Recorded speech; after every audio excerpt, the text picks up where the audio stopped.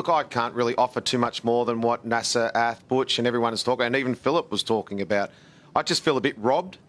I think this series has been absolutely outstanding. I take my hat off to India with the cricket they've played.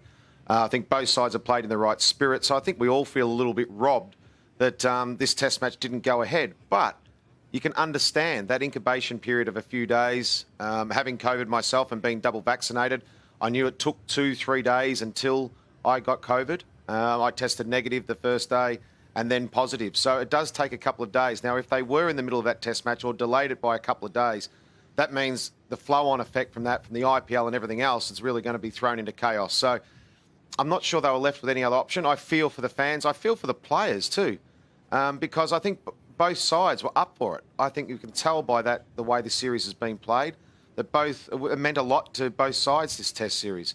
I think India, what they've been able to achieve over the last 12 months with Australia beating them and beating England at the moment and leading the series 2-1, I think that was their goal. They wanted to be the number one test side in the world. They wanted to beat Australia in Australia. They wanted to beat England in England. That means we're playing fast, bouncy pitches, and we've played on seaming, swinging pitches with the Duke's ball. And we've won in India with our spinning conditions. So they sort of felt like they've ticked every box. I think they would have liked to have gone out on a high, but England would have said, you know what, hang on a minute. We can level this. We've played some good cricket through this series too. So that's sort of where we stand. I do feel for the fans. Everyone, cricket is an entertainment industry. We need to entertain the fans. If we haven't got the fans, things don't work. So it's a real shame for everyone concerned. Manchester Test match is always a wonderful Test match. It's the best cricket pitch in England. It helps everyone. The spinners, the pace bowlers got pace and bounce. The batters, once you get in, a knowledgeable crowd too up here in Manchester. So it's a real shame. And as I said, feel a little bit robbed, but you can understand the process that both teams have gone through on the boards. So with what you said, though, about being in the entertainment industry, there are big squads to try and cover this. Had IPL not been there, we've probably got this series done and dusted. Is IPL the big elephant in the room? Yes, but if all those substitute players were all together, do the substitute players stay in a different hotel?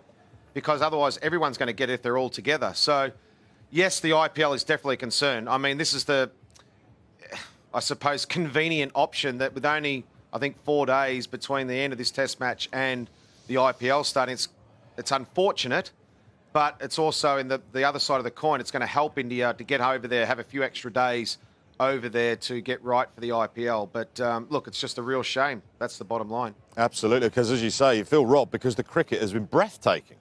Oh, it's been fantastic. I mean, I saw India firsthand this year in Australia, in your winter, play some amazing test cricket. Just remember, they got bowled out for 36 in the first test match in Australia. They came back and won the next. Virat Kohli, injuries, Virat went home.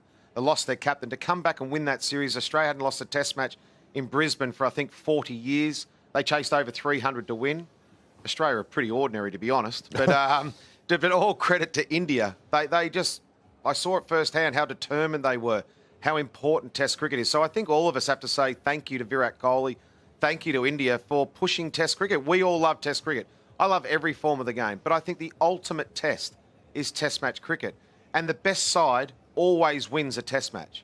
In T20, the 100, one-day cricket, not always the best side who plays the best wins. But in Test match cricket over 5 days, the best team always wins. And I think India have been the best team in this series, and I think they're the best team in Australia. So what they've achieved in the last 12 months has been absolutely outstanding. And thank you to Virat Kohli for pushing Test cricket, something I love.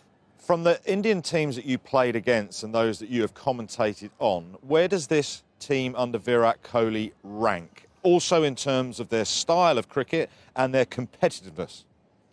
Yeah, it's a very good question, Wardy. I think why India have suddenly become such a great side over the last few years in Test match cricket is their bowlers. I think when you've got someone like Jasper Brummer, we think back to the Oval, that spell he bowled, 6 overs, 3 maidens, 2 for 6. It was as good a spell as I think we've all seen in a long, long time. So I think when you think they're fast bowlers, they've got a depth in their fast bowlers now. That's why they can win away from home. And that's elevated them to the best side in the world in Test cricket for me. Their batting, I don't think, is anywhere near as strong as Dravid, Ganguly, Laxman, Tendulkar, etc. Virender Sehwag as their top 6. You know, Virat Kohli is one of the best batsmen on the planet, if not the best, across all forms. But when you say that top six of, Sehwag, Ganguly, Dravid, Laxman, Tendulkar, that ain't bad. So I'm not sure you can say it's the best batting Indian side. I think they've got, Rohit Sharma and Virat Kohli as two standout players. I think Rishabh Pant will be a superstar down the track. But I think it's their bowlers, their fast bowlers that have elevated India to be able to win in all conditions, not just win in India.